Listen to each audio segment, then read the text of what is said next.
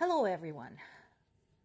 Russia is calling Ukrainian attacks against the gas terminal and the oil depot terrorist attacks. It's also accusing Ukraine of the attack against the market in the Donetsk-Luhansk region, which is obviously a civilian object, and there were some civilian casualties. However, there's absolutely no doubt in my mind that they're lying about that one. It's very likely they hit it themselves because they've done so in the past countless times and are now accusing Ukrainians. Ukrainian military command basically stated very plainly that they had no operations going on in that area at the time. Of course, calling such things terrorist attacks is a misnomer because that is basically war, which Ukraine didn't start. So I don't see what their problem is. Did they think that they were just going to waltz in and nothing was going to happen? That there were going to be no consequences? News item: when you invade another country, that's what's going to happen. You're going to get something back. Newton's third law is alive and well. This article is on BBC site. I suggest you pop over and read it, especially if you're interested in general in history of war, the new strategies, things like that. I mentioned before that in a lot of ways, this war has been unprecedented, and numerous military experts all around the world, including in the United States, have already said that this is going to be rewriting all of the army science books. So this article focuses on drone warfare, and I suggest you read it. Drones have been used extensively both by Russia and by Ukraine. And from Ukrainian standpoint, the reason being is that they are relatively inexpensive and easy to make. So much so that there were some private citizens who made drones and used them successfully against Russian military. This also goes to another point that I've been making and other people have been making, people who are familiar with this war, is that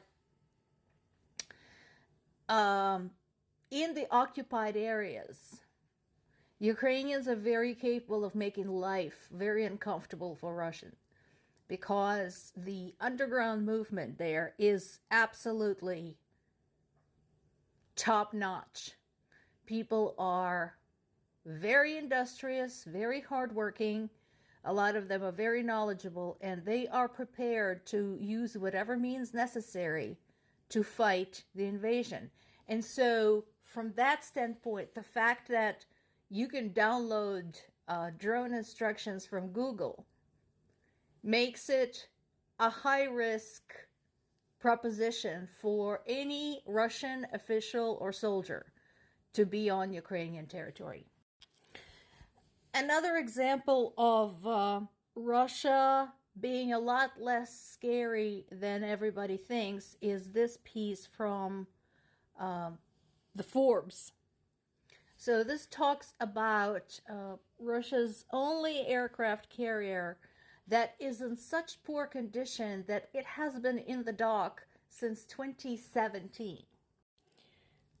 Now, part of it is actually the effect of the sanctions. This is where sanctions work, because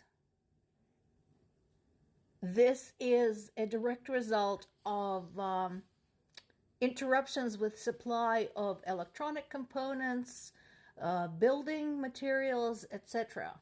Russians were very surprised to discover how much stuff they do not actually manufacture at home, and military technology and materials is no exception. And so here they have this big behemoth sitting in there for indefinite repairs. They can still use the airplanes that it carried, the MiGs, But then we are dealing with them having to use up the fuel to get to the destination instead of being closer to there by flying off of the deck of the carrier, and thus increase the risk of them being shot down. There's been some very productive time spent between Ukraine's President Zelensky and the Polish delegation. Like I said, Poland has been absolutely indispensable in their assistance to Ukraine, both financially, providing safe routes to transport military supplies and weapons into Ukraine from other countries, and of course taking in millions of Ukrainian refugees. And so I think one of the things truly that people of Ukraine appreciate about Poland is the understanding. Yes, there are conflicts, there are economic conflicts, there have been the grain market conflict, there have been the truck driver conflict, that is all there. But at the core, the relationship between Poland and Ukraine is stronger than ever, and that must be pissing Russia off to no end. Because historically, Poland and Ukraine used to be at war with one another for quite some time, centuries. So that is truly fascinating how they came together in the face of a common enemy. Now, unfortunately, not everybody has the same level of understanding and compassion. Case in point, this. I'm sorry. Are you out of your flipping mind? You don't say that to somebody who is in the state of war. Are you crazy? Fortunately, I don't have to say it. Somebody had a much better response. Somebody with access to a very high-ranking audience. The gentleman in question, to whom Ukrainian people, myself included, are very grateful for expressing our situation so well, is the Foreign Affairs Minister of Poland, Radoslaw Sikorski.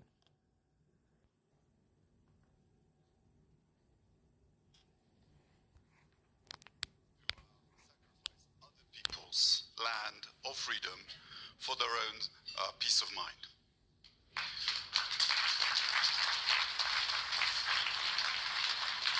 And we shouldn't do it. I will use a risque comparison, but you know, if a woman is being raped, it's not the best time to tell her don't escalate or negotiate. You have to come to her assistance. And so what happens in the occupied territory, what happens to the Ukrainian citizens who are being forcibly Russified, who are being tortured, whose children are getting stolen. These are sacrifices that Ukraine is making, not us. And therefore, it is only up to Ukraine to make those judgments.